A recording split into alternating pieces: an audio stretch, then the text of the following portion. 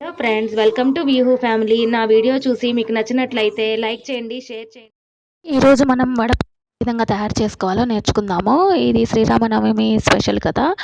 So ముందుగా మనం మూంగ్ దాల్ని సాయి పెసరపప్పుని 2 గంటలు నానబెట్టుకోవాలి. శుభ్రంగా కడిగి దానిని మంచినీళ్ళు పోసుకొని 2 లేదా 3 గంటలు నానబెట్టుకుంటే కొంచెం సాఫ్ట్గా ఉంటాయి, చాలా బాగుంటాయి.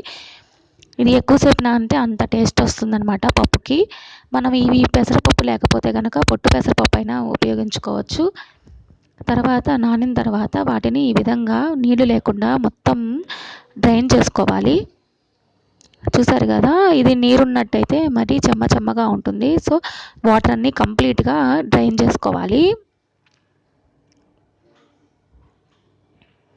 మనం కంప్లీట్గా డ్రైన్ చేసుకున్న తర్వాత ఈ వాటర్ అన్నీ కిందకి దిగిపోయినాయి కదా. ఇప్పుడు మనం వాటిని ఒక బౌల్లోకి తీసుకుందాం.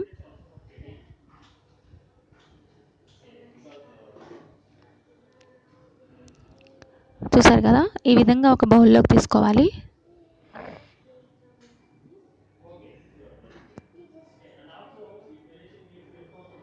మనం ఇప్పుడు ఇందులోకి తరిగిన పచ్చిమిరపకాయ ముక్కలు, అది మీకు కారం తగినట్టుగా వేసుకోండి. మీరు ఎక్కువ కారం తినేవాళ్ళు ఉంటే ఎక్కువ వేసుకోవచ్చు. కొంచెం పచ్చిమిరపకాయ ముక్కలు సన్నగా కట్ చేసుకోవాలి. ఇది వచ్చి సన్నగా తరిగిన పచ్చి మామిడికాయ ముక్కలు.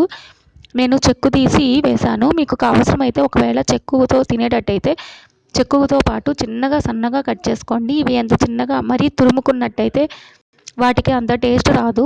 మనం ఈ విధంగా సన్న ముక్కలు చేసుకున్నట్టయితే పంటి కింద పడి చాలా టేస్ట్గా ఉంటుంది. ఇప్పుడు ఇది తిన్నట్టయితే పులుపు కారము అన్నీ చాలా బాగుంటుంది.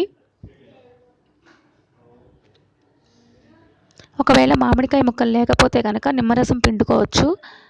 ఇందులో కొంచెం సాల్ట్ వేసుకుందాము. పెసరపప్పు కదండి, సాల్ట్ ఎక్కువ పడదు, కొంచెమే వేసుకోండి.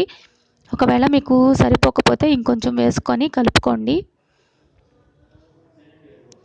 చూసారు కదా, చాలా సింపుల్ వడపప్పు చేసుకోవడం. అంతే, రెడీ అయిపోయిందండి. ఇప్పుడు మామిడికాయ ముక్కలు లేకపోతే కనుక నిమ్మరసం పిండుకున్నా కూడా సేమ్ టేస్ట్ అలాగే ఉంటుంది. చూసారు కదా.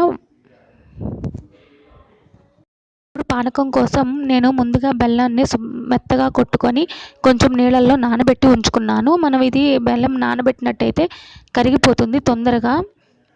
కొంచెం నీళ్ళల్లో కరబెట్టుకొని, ఇది వచ్చి నేను మిరియాల పొడి అండి, 4 లేదా 5 మిరియాలు మెత్తగా పౌడర్ చేసుకొని వాటర్లో అది కొంచెం వాటర్ వేసుకొని నానబెట్టుకున్నాను. ఈ విధంగా చేయడం వల్ల మనకి ఆ నీళ్ళల్లో ఆ మిరియాల ఘాటు తెలుస్తుంది. ఇప్పుడు బెల్లం నీళ్ళు వడగట్టుకుందాము. ఒక బౌల్లోకి తీసుకొని ఈ విధంగా వడగట్టుకోవడం వల్ల బెల్లంలో ఏమన్నా నలకలు ఉన్నా లేదంటే రాళ్ళు ఉన్నా కూడా పోతున్నాయి. చూసారు కదా, ఈ విధంగా వడకట్టుకోవాలి. ఇప్పుడు దీంట్లో మనం మిరియాలను నానబెట్టుకున్నాం కదా, వాటర్ని అవి అందులో పోసేసుకోవాలి. ఇవి ఈ విధంగా మిరియాలు నానబెట్టుకోవడం వల్ల ఏంటంటే మనం పోసినప్పుడు బెల్లంలో కలిసినప్పుడు ఘాటు అనేది కరెక్ట్గా ఉంటుంది. చూసారు కదా, ఇప్పుడు ఈ విధంగా కలుపుకున్న తర్వాత 2 యాలకులు కొట్టివైనా వేసుకోవచ్చు, లేదంటే ఈ విధంగా మామూలుగా ముక్కలు చేసుకునైనా వేసుకోవచ్చు. ఈ విధంగా ఒక్కొక్కసారి కలుపుకోవాలి. అంతేనండి, బెల్లం పానకం రెడీ అయిపోయినాయి. ఇవి శ్రీరామనవమి స్పెషల్ అండి. చూసారు కదా, ఇవి చాలా టేస్టీగా ఉంటుంది. ఈ పానకం వచ్చి మనకి చలవ చేస్తుంది, అలా అని ఎక్కువ తీసుకోకూడదు. ఫ్రెండ్స్, శ్రీరామనవమి స్పెషల్ వడపప్పు పానకము మీరు తయారు చేయండి. అందరికీ శ్రీరామనవమి శుభాకాంక్షలు అండి. మళ్ళీ నెక్స్ట్ వీడియోతో కలుద్దాం. బాయ్.